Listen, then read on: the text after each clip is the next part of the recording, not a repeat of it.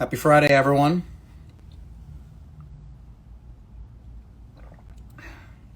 Going to be talking about nutrition and diets today. Hey, Jaclyn, how you doing? Good. How are you? I'm good. I'm good. Thanks for joining us. I know you're super busy, and you were coming back from the Dolphins training camp. Is that correct? I actually they did a walkthrough today, so I'm going to be going there on Sunday, but still Okay. super busy. So yeah. I'm sure. Wilson, thank you so much for joining us. I'm going to do a brief introduction just while everyone's logging in. So we're fortunate today to have Jaclyn Sklaver with us. She is a nationally recognized nutrition and diet expert. She's a concierge sports nutritionist who works with the active population as well as professional athletes to optimize performance, body composition, and metabolic health.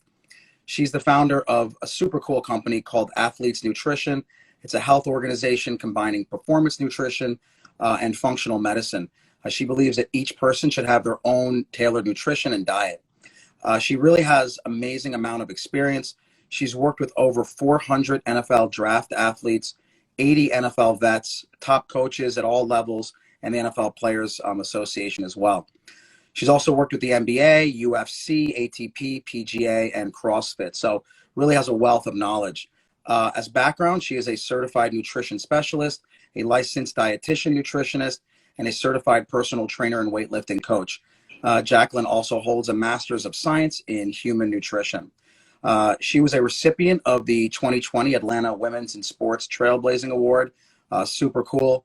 Her work has been published in various high impact journals, including Muscle and Fitness, Men's Fitness, Shape, Fitness Magazine, and CBS Sports. So very lucky to have her with us today, talking about the ever controversial discussion of diet, nutrition, what's real, what's fake, what should we be doing. So again, Jaclyn, thanks for joining us. Thank you for having me on. So we'll just start by saying that how do people's nutritional requirements change over time? Let's say adolescent, young adult, elderly. How do those requirements change? Well, as we're adolescents, we're developing, right? So they're, especially with female adolescents, and when we're thinking about athletes, with their bone structure and what's going to happen when they're 40 is being developed when they're a teenager. So we have to address things then that are related to their micronutrients, but also making sure that they're eating enough food at that time so that they are developing well. So we see that with men and with women, but specifically, more with women that are younger. And then, of course, as they're going into college, these kids are so anabolic once again, right? So they need so much food. And then I would say in our 20s, we're nurturing fertility, right? We're growing and nurturing fertility. And then when we start to get into our 30s, late 30s, early 40s, now we're thinking about hormonal changes and stress. And so we start to treat, what's going on with hormones, what's going on with stress. What didn't we do properly when we were younger that we have to catch up with now? How did we eat when we were younger? What foods were we exposed to? Or did we cook for ourselves? Was everything just processed and given to us? So we're kind of making up for the voids that we didn't do when we were younger as we get older. And like I said, once we get into our 40s, 50s, now we're eating to focus around hormones. Got you. And what about for athletes? Because you do so much work with these high level athletes. How does a high level athlete's nutrition change in terms of requirements versus, let's say, just a normal active adult? Oh, it's so different. The amount of food they have to consume, the amount of carbohydrates that they have to consume is much different than your typical active person. I mean, we're talking 600, 700, 800 carbs a day. If a regular person ate that, first of all, I mean, they'd be in a caloric surplus, but they'd also, they would just be so stuffed. So we have to think about how much food they're eating, but then also what times of days that they're eating, not just to help recovery, because the sooner they can eat, the sooner they can recover and train again, but how much can you eat before you go out and train? It's not like us where we get to eat a meal, go back to our office, do something like that. No, they have to eat and they have to go straight out to the field. So we have to think about lifestyle, and then we have to think about what does the schedule look like? What sport is it? Is it demanding? Are they on the road all the time? And what other lifestyle things are going on in their life? So, travel is a really big part of it. And I work with some athletes off season and some people year round. So off season will present some more challenges of travel because people like to travel, but in season, we think about the travel on the road. So there's a lot of different challenges. And then of course, hydration, what climate are they in?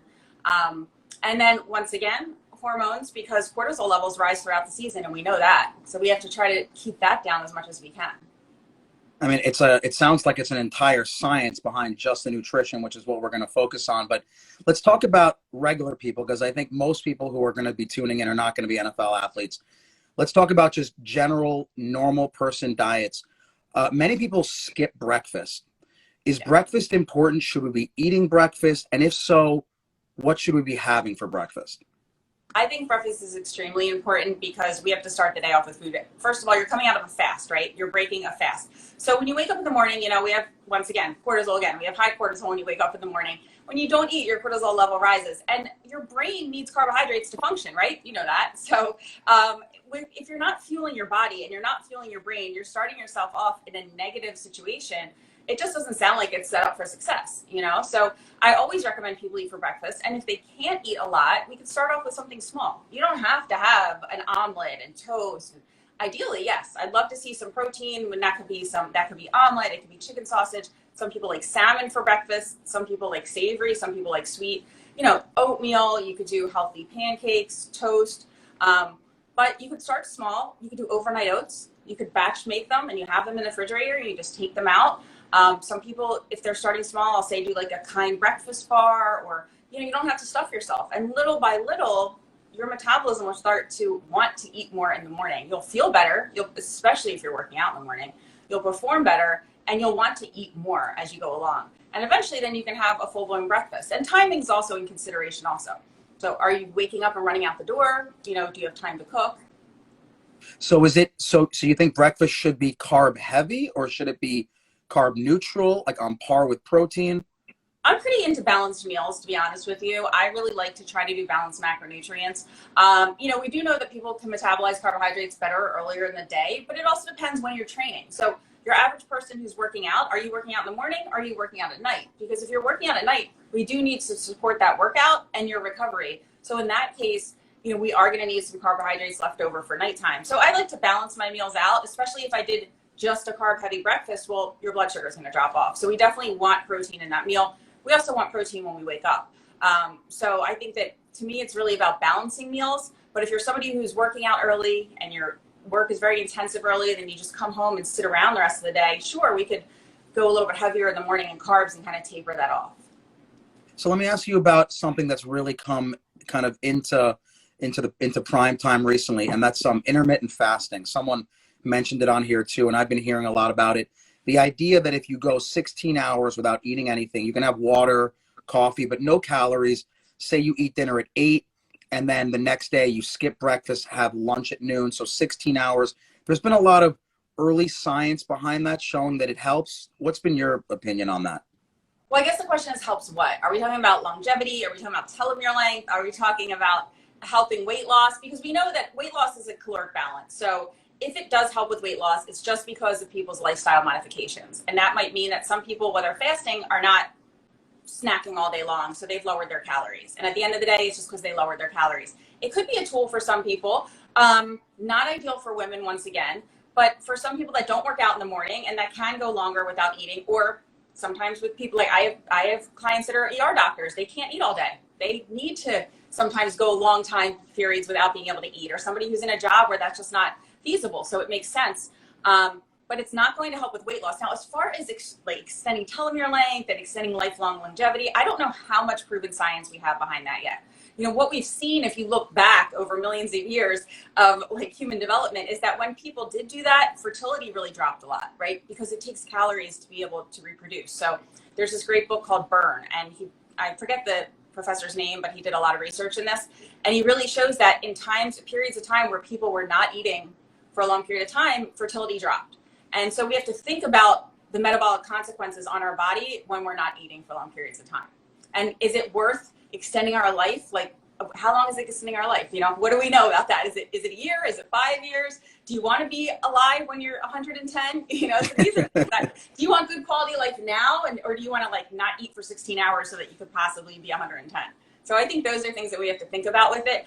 If it fits your lifestyle, you know, for men, I'm more open to it. If you're not working out in the morning and it fits your lifestyle, I'm not too opposed to it, but I don't feel like intermittent fasting is magical anything. And when it comes to building muscle, we do know that it can increase growth hormone, but it lowers IGF-1. So there's really no research to show that it helps with muscle growth at all either. Now, what about number of meals and size? So again, I've heard so many different variations on this. I was taught initially that the best type of diet is 5 small meals a day, and that's typically what I try to do. Then I hear stuff about 2 large meals and the intermittent fasting and all different types of theories. Are you a proponent of the multiple small meals per day? Once again, we know that we used to think, and not too long ago, that multiple meals per day would speed up your metabolism, and we know that's not the case. So what I'm really a proponent of is what works best for each person. Ideally, we usually do like 3 meals, maybe 2 snacks. But if you're somebody that says, once I start snacking, I can't stop, well, then I'm going to say, okay, you know what? We're going to do 4 meals for you, and there is no snacking. Let's stop snacking. There's an advantage to not eating often, which is our digestion, right? It takes about 4 hours for digestion to occur and for our stomach muscles to go again. And so when we're eating all day, that could affect our gut health in the long run. But I think more from a psychological standpoint, it's what works with your lifestyle, what keeps you, I don't want you starving all day, and what are you able to adhere to and to do consistently, because consistency is what we're going to see our results from. So I don't think there's any hard and fast rules to that. It's really what works best for you. But I would say your typical person is probably doing 3 meals and 2 snacks. Got you. And now what about hardcore Atkins? I know that people like to keep their carbs down. I certainly like to keep my carbs down, but I don't go full Atkins. What do you think about hardcore Atkins, where they go 0 carbs for several weeks? Yeah, keto basically. So the cool thing about Atkins, I have to give Atkins credit. If you actually followed by the textbook Atkins diet, they phase you out of it. And Atkins phases you out of that ketogenic diet, which is something I don't think he was really given credit for, because that's the way it should be. So if somebody comes to me and says, hey, Jack, I really want to try a ketogenic diet, and I feel that once again, they check the boxes on the health area and it won't affect them negatively, then I'll say, fine, we could try it under my care. I think that it could be great for people that have extreme weight loss that really need to do that, because it's an easy diet to adhere to and you get to have palatable foods. It's easy to dine out, it's easy to travel, and food volume is much lower. Also, you don't have to cook as much food, you don't have to prep as much, but it's not a long-term answer. And once again, how are you losing weight? You're losing weight because you're in a caloric deficit. Some people need hard rules, like can't have donuts, can't have chips, can't have bread. And that eliminates so much of the junk and the heavy caloric food out of their lives. And then of course, once you're producing ketones, your hunger levels go down. So I think that there's advantages, but it's not a long-term answer. And we also know that they're showing some studies to show negative effects on gut health because fiber is so low. So a lot of people get constipated with ketogenic dieting or low carb dieting. So you have to be really aware, are you getting into fiber, and is it from whole foods, or is it from these, I hate the keto food market. If you did keto five years ago, there wasn't like net carb food, and they're adding these synthetic fibers in, or soluble corn fiber, and it's not the way to do it. So if you want to do a ketogenic diet, stick to whole foods, get your fats from plant sources like avocado and coconut milk, and really make sure you're getting your fiber from actual foods and not packaged goods. Now, what about carbs? I mean, if you're not going to go keto, which I think keto is very hard to do for any kind of long period of time, like you said, what should an average person do with their carbs? How do you moderate carbs? How do you, is pasta okay? Is rice okay? What type of carbs should we be eating? Simple, complex, when? I mean, carbs really come down to, yeah, sure, you can have pasta, but it's food volume. So if I'm going to have, 60 carbs of pasta versus 60 carbs of, say, butternut squash, well, I'm going to get a lot smaller amount. I'll probably get 2 ounces of pasta, and I'll probably get a half a plate of butternut squash. So you want to choose your carbs wisely depending on how many you get throughout the day. Now, somebody who needs to eat a ton of carbs, they're going to want to do a more denser carbohydrate, something that like honey. They're going to want to add honey to their stuff to get that in, or figs, or dates, which are a great way to, I wouldn't eat dates because 3 of them have 40 carbs, but somebody else who needs to eat a ton of carbs, they would want to eat them. So I think that different carbohydrates play different roles. I always say there's nothing that's out of the picture. I mean, as long as it's not processed, a packaged processed carbohydrate, you can have whichever carbohydrates you want. Now, if you're eating carbs alone, we do know the blood sugar response, but most of the times we're pairing it up, right? I mean, some people might eat fruit alone, but it's very rare that you're just going to have a plain bowl of pasta. Probably going to have a meat sauce with it, something to balance, like a protein to balance that out. Now, as far as how many carbs, our body needs about 90 carbs, I think, to function, for our organs to function, our brain to function, and that's the minimum, right? So think about that. So if you go through your day, and that's before you're walking around, working, exercising, you really don't want to drop below like 90 to 100 carbs. And then anything from there, you want to add on what we call like your activity level or your activity multiplier. So everyone's a little bit different depending on what their job is. If you live in like Manhattan and you're walking around all day, you need even more carbs. And do you need your brain to function all day, or are you doing mindless activity, watching TV? So these are things that we consider. And what about fat? I know that has changed. I know that it used to be that, fat-free was good, fat was terrible.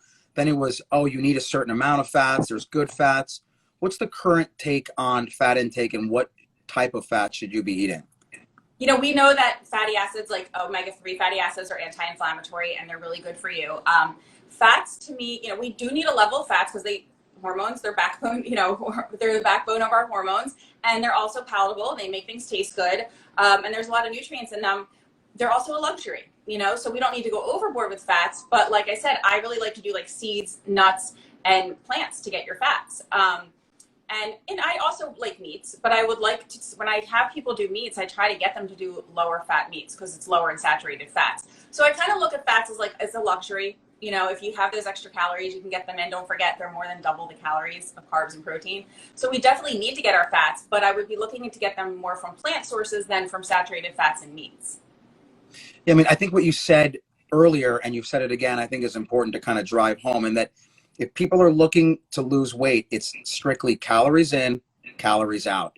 Everything else are just rules that can help you get to that balance point, correct? Yeah, it's like I always say, it's like tools in my toolbox, right? Like keto is a tool, intermittent fasting is a tool, paleo is a tool. These are all like little tiny tools that we can use to get you, because it's also a psychological thing when people have to make dietary modifications. Some people eat to eat, you tell them what to do and they're going to follow it to get to their goals. But a lot of people have an emotional connection to food. So how can we nurture that along the way as we get to our goals? Now, what about protein? So we covered carbs and fats. Protein, what do you think about protein shakes, meal replacements, protein bars? Is that something, how much should we be having? Are protein shakes and protein bars useful? Is it good to have a pure protein shake? Is that something that is normal for your body? Yeah, I think it depends on the type.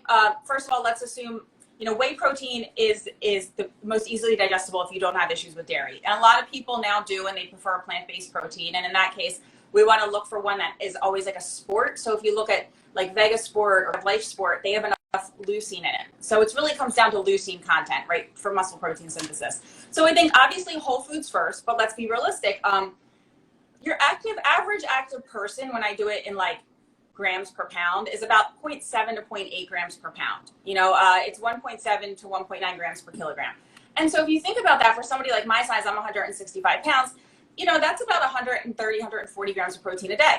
That's a lot of food, right? I might not be able to eat that. And so a shake can really help you get there. So I'm not opposed to shakes at all. I don't like people to do, some people get in this habit of, I'm doing a bar, I'm doing a shake, I'm doing a bar, I'm doing protein powder in my oatmeal. And it's like, did you get any actual real whole food sources for your protein? So I tell people to pick 2 sources a day maximum that are going to be from a powder or a bar, and make sure it's a good source too. You don't want it to be like a blended protein. You want it to be, like I said, a whey or a really good plant protein that has enough leucine in it. So look at the labels of these bars that you're getting and make sure they're like minimally processed organic foods that are in them.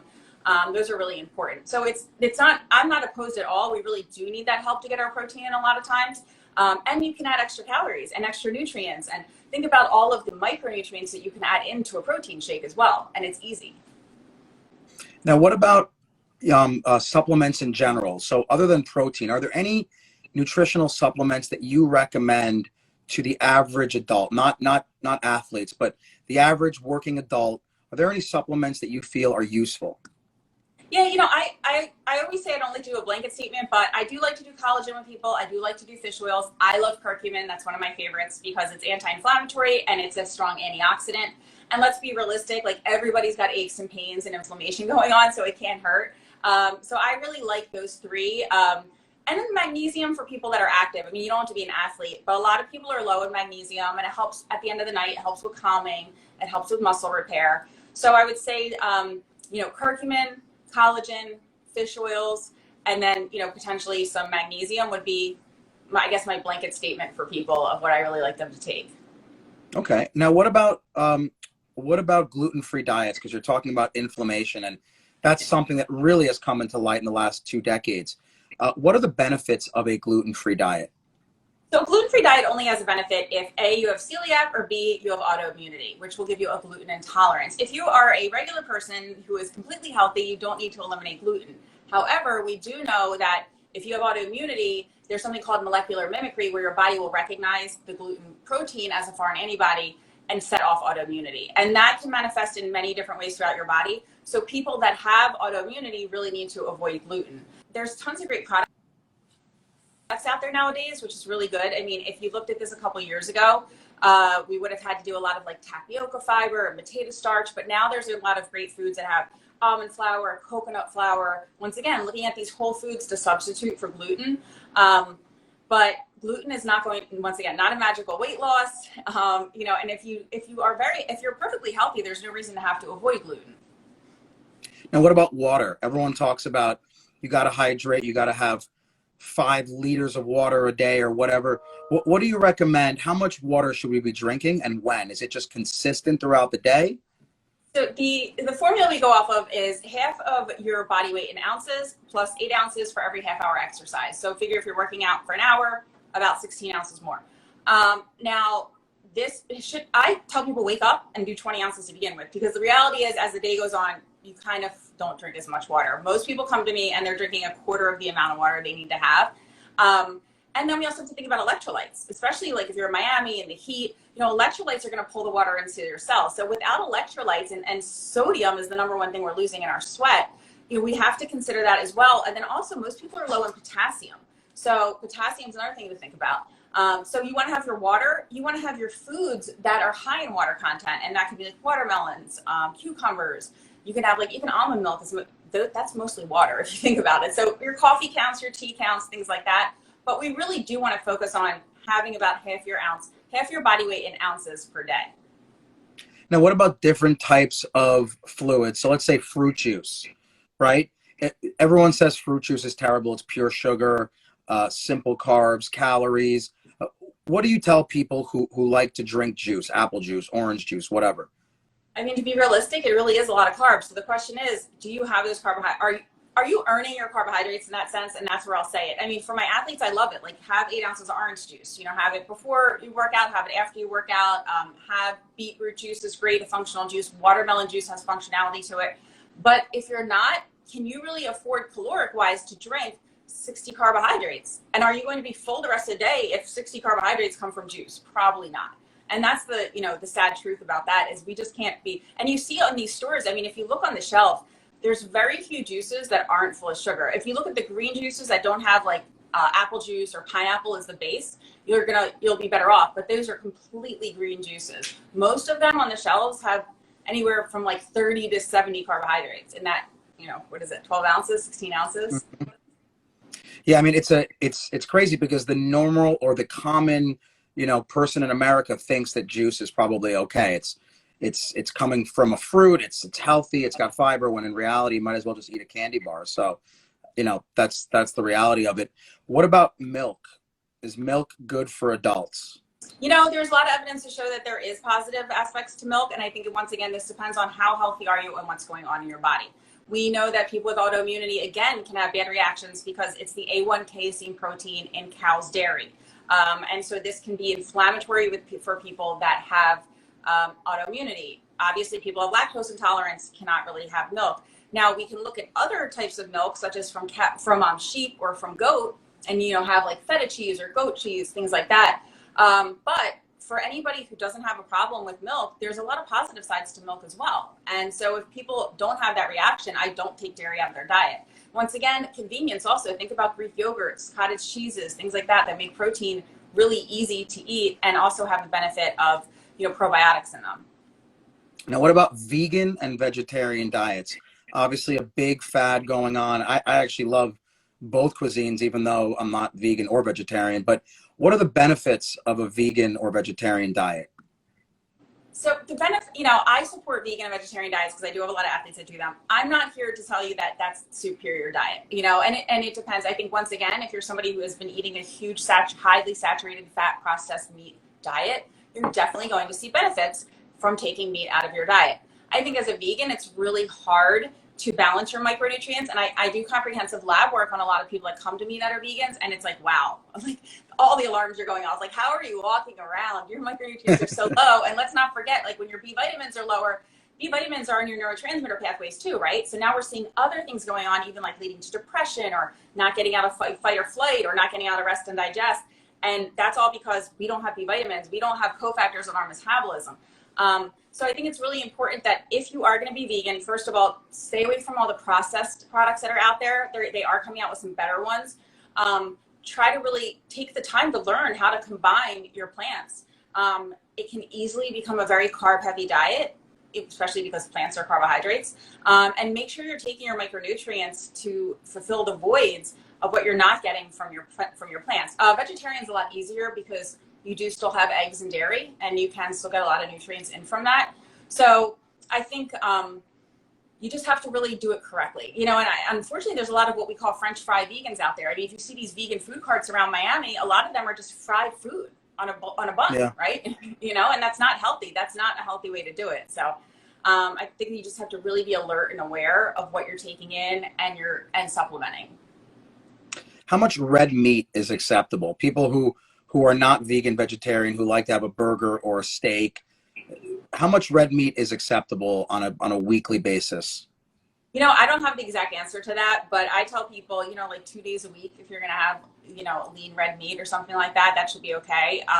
But I don't know the exact answer. I know we want to stay away from like nitrates and like, you know, processed meats and things of that nature. But I don't think it's really healthy to be eating red meat every day. One of the red meats that I love is bison. You know, bison's more popular now. You can get that at Whole Foods or Costco because it's a lower saturated fat and has so many nutrients in it. So that's one of the red meats I like to work in throughout the week just to get the benefits of having red meat.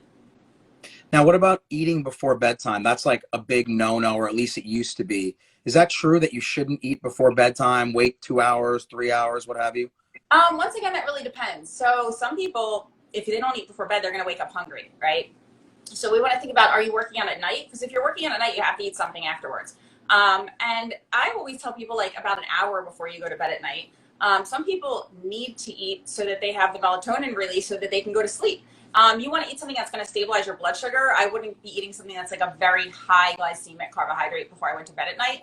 And that's a time where like protein could come into play, or balancing your protein and carbs. But I say about an hour before bed. Now, the flip side of this, once again, is if someone says, hey, I eat great all day, and then I come home at 8 o'clock and I snack.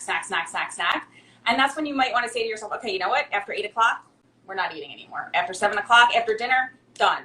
Eating window's closed, you know?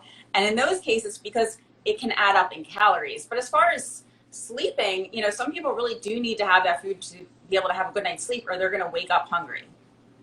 I mean, again, it just sounds like you said, tools in the toolbox. Whatever gets you to that best state where your calorie in equals calorie out, whatever rules is needed, obviously those apply. Now, you were talking about eating after working out. Do you always have to eat after you work out, and how soon after a workout? What is that window in terms of consuming calories after you work out so you can recover appropriately? It's different for men and women. For women, we really like to see them have protein within like a half hour. So I tell people to bring women to bring like ready to drink protein shake with them. Men do have a window of about, on the longer side, I would say an hour and a half. However, once again, it depends what your goals are. If you need to recover quickly, we know that the carbohydrates that you consume right after your workout when your glycogen's depleted is going to refill your glycogen stores right away and help with your recovery a lot faster. So any time period that you're going, you're preventing that process from happening sooner. And so that's why I like people to try to have their food right away. As far as an anabolic window for muscle growth, not as much. But I'm looking at it more from a recovery standpoint. And as we get older, we need to recover more. And we need those little tools become very, very important. And that can make a big difference in, can I wake up tomorrow morning and train again? Or do I feel beat up? And what kind of, so you're talking about in terms of building muscle, keeping lean muscle, what type of intake should you have, let's say for a man or a woman, within half hour to 45 minutes? Is it a protein shake? Is it a meal replacement? Is it a real meal with eggs and oatmeal if it's in the morning, or a steak and potato at night? You know, it really depends. Obviously, like I said before, whey protein is going to be the most readily, the quickest absorbed protein. And we also know that you need about 25 to 30 grams for that 2.5 grams of leucine. of protein. So that would be ideal. So it could be a shake, but it could be food as well. And that's really up to you and what you find to be the most optimal. And let's be realistic. If you can't get that 25 to 30 grams in, grab a bar. You know, have these bars. Like I have a bar I love that's 17 grams of protein. It's better than nothing. It's going to get me until I get home and I'm able to have a meal. So I always say that these numbers that we know from studies are optimal, but we also have to put real life into play and don't want to think, oh, well, there's no way I can get 20, 30 grams of protein. I'm not going to do it at all. No, like, let's do something. Let's have something on the way home that can get you there. Jaclyn, this has been awesome. You know, I know you're super busy. It's been half an hour. I just want to say thank you because there's so much garbage out there when you listen about nutrition and diets and fads, and you don't know what's real and what's not. Obviously, your background and your education is superb. Thank you for kind of, you know, going over all that with us today. And again, thanks for all you do, you know, with all the athletes, especially here in Miami. Thanks for helping out the Dolphins. Hopefully they do well this year. Great. Thanks for having me on. All right. Take care. Okay. Bye. Have a great afternoon. Thanks. Bye.